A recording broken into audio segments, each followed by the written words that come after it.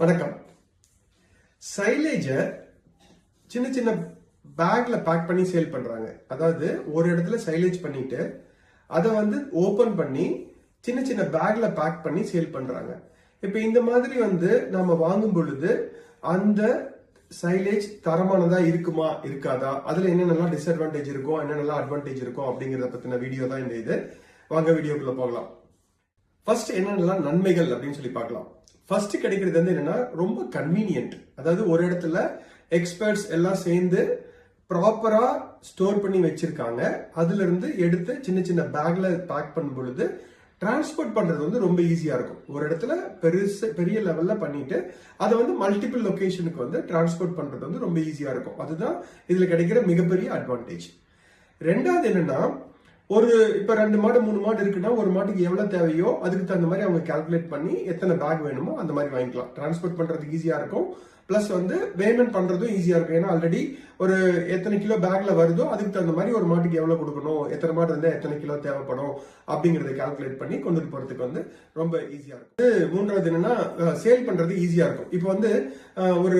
இப்ப நம்ம சின்ன லெவல்ல சைலேஜ் பண்ணணும்னா இமீடியட்டா நமக்கு ஒரு அந்த அளவு நிறைய போட்டல் வாங்கி ஸ்டோர் பண்ண முடியாது. அதே கமர்ஷியலா பண்றவங்க நிறைய ஸ்டோர் ஒரே இடத்துல எடுத்து ஸ்டோர் பண்ணி வைக்க முடியும்.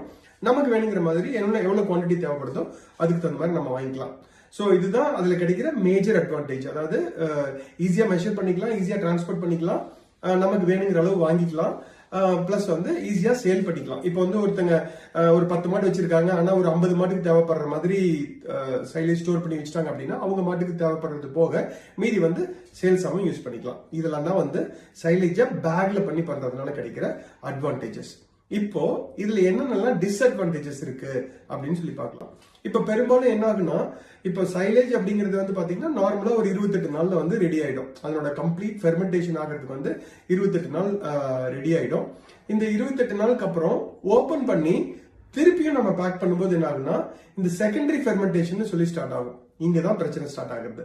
சோ இப்போ அவங்க ஓபன் பண்ணி இம்மீடியட்டா பேக் பண்ணிட்டாங்க அப்படின்னா தென் பிரச்சனை கிடையாது. ஓபன் பண்ணி ஒரு 1/2 மணி நேரம், 1 மணி நேரம், 2 மணி நேரம் மெதுவா பேக் பண்ணிட்டு அப்படியே அந்த காத்து எடுக்காம அப்படியே சீல் பண்ணி நம்ம கிட்ட வருது அப்படின்னா சேலஞ்சஸ் வரதுக்கு வாய்ப்பு இருக்கு. இந்த மாதிரி வரும்பொழுது ஒரு 2-3 நாளுக்கு மேல நார்மலா சைலேஜ் தாங்காது. நம்ம கண்ணுக்கு தெரியாது, பட் அதனோட குவாலிட்டி குறைய ஆரம்பிக்கும். ஏன்னா அது செகண்டரி ஃபெர்மெண்டேஷன், அதாவது ஆக்சிஜன் கிடைச்சதுக்கு அப்புறம் அந்த ஆக்சிஜன் தேவைப்படுற நுண்ணுயிரிகள்லாம் வளர ஆரம்பிக்கும். அப்ப என்ன ஆகும்னா அதனுடைய குவாலிட்டி கொஞ்சம் கொஞ்சமா குறைய ஆரம்பிக்கும். அதுதான் இதுல இருக்கிற மிகப்பெரிய டிஸ்அட்வான்டேஜ். ரெண்டாவது என்னன்னா, இப்ப அங்க ஸ்டோர் பண்ணி எடுத்து பேக் பண்ணும்போது ஈரப்பதம் லாஸ் ஆகும் இல்லைங்களா? அப்போ அதனுடைய நியூட்ரியன் வேரியேஷன் கண்டிப்பா வரும். அங்க ஸ்டோர் பண்ணும்போது வேற இருந்திருக்கும், எடுக்கும்போது வேற இருந்திருக்கும், நம்ம கிட்ட சேரும்போது வேற இருக்கும். ஸோ நியூட்ரியன்ட் வேரியேஷன் ஆகிறதுக்கான வாய்ப்பு இருக்கு. அடுத்தது என்னன்னா, டிரான்ஸ்போர்டேஷன் காஸ்ட். ஆப்வியஸ்லி அவங்க எடுத்து பேக் பண்ணி நம்ம கிட்ட சேரும்போது அது அவங்களுக்கு ஒரு அடிஷனல் செலவாகும். அந்த செலவு கண்டிப்பா நம்ம வாங்குறவங்களுக்கு தான் அந்த எக்ஸ்ட்ரா காசு நம்ம கொடுத்து வாங்குற மாதிரி இருக்கும். அடுத்தது என்னன்னா, ஆப்வியஸ்லி நிறைய நம்ம பிளாஸ்டிக் பேக்ஸ் பேக் பண்ணி வருது. ஸோ அது ஒரு அடிஷனலான ஒரு வேஸ்ட் தானே, கழிவுகள் தான். நம்ம பிளாஸ்டிக் நம்ம யூஸ் பண்ணக்கூடாதுன்னு சொல்லிட்டு திருப்பி அது பிளாஸ்டிக் பேக் வழியா வர்றது ஒரு அடிஷனல் வேஸ்டேஜ்.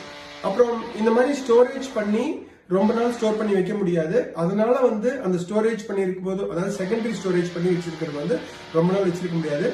அப்படி ஒருவேளை ப்ராப்பரா வேக்யூம் வச்சு எடுத்து வந்ததுனாலும், சப்போஸ் ஒரு ஹூக் போட்டாங்கன்னு வச்சுக்கோங்க, அந்த ஹூக் போட்டிருக்கிற ஓட்ட வழியா ஆக்சிஜன் உள்ள போயிட்டு அந்த இடத்தையெல்லாம் ஸ்பாயில் பண்ணி விட்டுரும். ஸோ இதெல்லாம் தான் ஒரு சில டிஸ்அட்வான்டேஜஸ். பட் கண்டிப்பா பேக்ல இருக்கிறத வாங்கி நீங்க ட்ரை பண்ணுங்க. ஏன்னா இந்த கான்செப்ட் எஸ்டாப்ளிஷ் ஆச்சுன்னா தான் நம்ம இப்ப நம்ம தோட்டத்திலேயே தான் பயிர் பண்ணி அதுல இருந்து எடுத்து மாடு வளர்க்கணும் அப்படிங்கிறது இன்னும் கொஞ்சம் நாள் ஆக கொஞ்சம் சேலஞ்ச் அதிகமாயிட்டு தான் போயிட்டு இருக்கும்.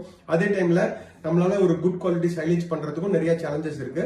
ஸோ அப்ப யாராவது ப்ரொடியூஸ் பண்ணி பேக்ல பேக் பண்ணி தந்தாங்கன்னா பெட்டரா இருக்கும். இப்போ ஒருவேளை நீங்க இந்த மாதிரி பேக்ல பண்ணி சேல் பண்றீங்க அப்படின்னா நீங்க என்ன நல்லா பண்ணணும் அப்படிங்கறத பத்தின ஒரு சில பாயிண்ட்ஸ் நான் உங்களுக்கு சொல்லலாம்னு இருக்கேன். ஒன்னு எவ்வளவு சீக்கிரம் நீங்க அதை பேக் பண்ண முடியுதோ அந்த அளவு அந்த குவாலிட்டி நல்லா இருக்கும். இது ஓகே, பொறுமையா ஓபன் பண்ணி வச்சுட்டு, நான் ஒரு சில பண்ணையில பாத்திருக்கேன், பேக்ல ஜஸ்ட் லோக்கல் கன்வீனியன்ஸ்க்காக சின்ன சின்ன பேக்ல கன்வெர்ட் பண்ணி வச்சிருப்பாங்க. ஓபன் பண்ணி அப்படியே வச்சிருவாங்க. அப்புறம் ஒரு 3-4 மணி நேரம் கழிச்சு தான் அதை சீல் பண்ணுவாங்க. அப்போ கண்டிப்பா அது குவாலிட்டி டிட்டோரியேட் ஆக ஆரம்பிச்சிடும். ரெண்டாவது வந்து அது உள்ள இருக்கிறத வேக்யூம், நீங்க ஆல்ரெடி சைலேஜ் பண்றவங்களா இருந்தா கண்டிப்பா வேக்யூம் ரிமூவ் பண்றதுக்கு ஏதாவது மெஷின் வச்சிருப்பீங்க. கம்ப்ளீட்டா வேக்யூம் பண்ணிட்டீங்கன்னா ஓரளவு அதனுடைய டேமேஜ் வந்து குறைச்சிடலாம். அடுத்தது வந்து கண்டிப்பா நல்ல விதமான ஒரு பேக் யூஸ் பண்ணுங்க, சோ தட் அது வந்து கிழிஞ்சு போகாம இருக்கும். அடுத்தது ஆப்வியஸ்லி ஹூக் போடாம இருக்கிறது தவிர்க்க வைக்கணும், இல்லைன்னா எலி கடிக்காம இருக்கிற மாதிரி பாதுகாக்கிற மாதிரி அவங்களுக்கு உங்க கஸ்டமருக்கு எஜுகேட் பண்ணீங்கன்னா தரமான சைலேஜ் வந்து ஃபார்மருக்கு போய் சேரும். அதனால அவங்களுடைய அனிமல்ஸ் நல்லா சாப்பிட்டுட்டு ஒரு நல்ல பர்ஃபார்மன்ஸ் கொடுக்கும் பொழுது வந்து எல்லாருக்குமே ஒரு ஒரு வின் வின் வின் சிச்சுவேஷன் ஆகிற மாதிரி ஒரு ஆப்பர்ச்சுனிட்டி இருக்கு. இந்த வீடியோ உங்களுக்கு பிடிச்சிருக்கும்னு நினைக்கிறேன். கண்டிப்பா உங்களுக்கு இருக்கிற டவுட்ஸ் அண்ட் கிளாரிபிகேஷன் வந்து கமெண்ட் பாக்ஸ்ல ரெஜிஸ்டர் பண்ணுங்க. மீண்டும் அடுத்த வீடியோவில் சந்திப்போம். நன்றி, வணக்கம்.